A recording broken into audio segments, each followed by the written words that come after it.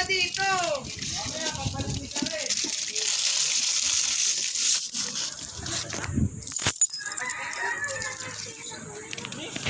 Yung kailangan ni Ate. Ano daw?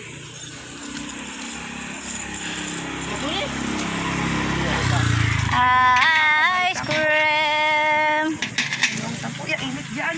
Piso lang. 10 piso. Dagdagan mo yung amin. Damihan mo ng damihan. Bahala kayo kumuha. Ano bang flavor nung isa? Parehas white? Vanilla. Yung isa, Ay, ako na may vanilla. Ayan na lamang.